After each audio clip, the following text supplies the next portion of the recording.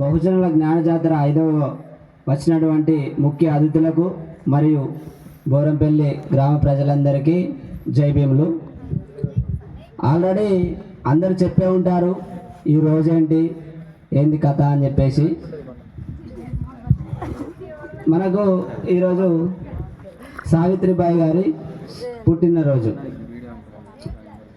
మేము ఈరోజు చాలా ఘనంగా జరుపుకోవడం చాలా సంతోషకరం. నాకు కూడా చాలా హ్యాపీ అనిపించింది.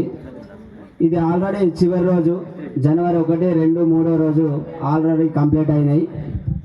ఇది కూడా సక్సెస్ అయిందని మేము అనుకుంటున్నాం. దీనికోసం అని చెప్పేసి కష్టపడినటువంటి అందరికి కూడా ధన్యవాదాలు. అదేవిధంగా ఈ కమిటీలో నేను కూడా ఒక మెంబర్ అయినందుకు హ్యాపీగా ఫీల్ అవుతున్నాను. ఎందుకంటే ఇటువంటి జాతర మన ఏరియాలో ఎక్కడ లేదు. వాస్తవానికి ఏరియాలోనే కాదు, ఓవరాల్ తెలంగాణలో కూడా ఇటువంటి గొప్ప ఐడియా ఎవరికి రాలేదు. మా పక్క ప్రాంతమైన శ్రీరంచలో డిసెంబర్ 25, 24 ఇలా సంథింగ్ జరుగుతూ ఉండేది. అదేవిధంగా దృష్టిలో పెట్టుకొని మేము కూడా ఇలా జరుపుకుంటున్నాం. ప్రతి సంవత్సరం కూడా ఇదే విధంగా జరుపుకుంటున్నాం. ఇప్పుడు కూడా చాలా చక్కగా జరుపుతున్నాము.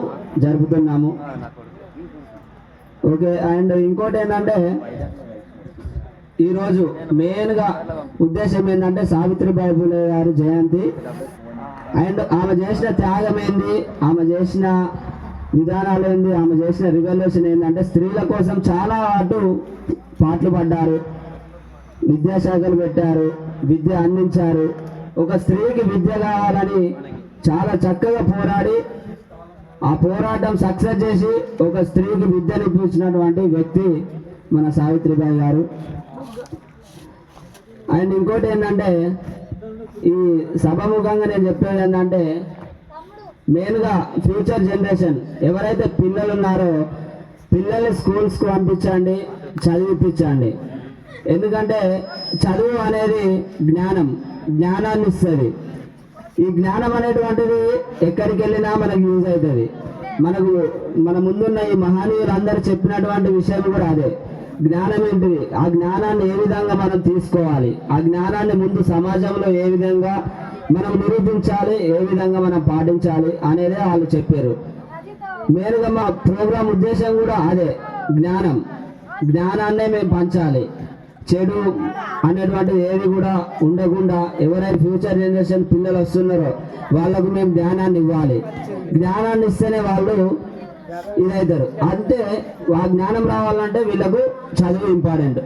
సో పిల్లలందరూ కూడా బడికి వెళ్ళాలి, పిల్లలందరూ కూడా చదువుకోవాలి. చదువుకుంటేనే రేపటి భవిష్యత్తు ఉంటుంది. ఇవాళ రేపు ఏదైనా చూసుకుంటే సోషల్ మీడియా అయినప్పటికీ, డిజిటల్ అయినప్పటికీ, ఏది చూసుకున్న టెక్నాలజీ చాలా స్పీడ్గా ఉంది. ఆ స్పీడ్గా ఉన్నంత సమరంలో మనము ముందుండి అందులో కూడా మనం ముందంజలో ఉండాలి. దానికోసం మన వాళ్ళందరూ ఇది చేసుకోవాలి. ఇంకొకటి విషయం ఏంటంటే ఏదైతే ఈ సాయంకాలం దాకా ఉన్నారో మన వాళ్ళందరూ ఓపికతోని వాళ్ళందరికీ కూడా ధన్యవాదాలు. సో ఇంతటి అవకాశం ఇచ్చినటువంటి మా బహుజన జ్ఞానజాతర కమిటీకి ఇవే నా కృతజ్ఞతలు. Thank you.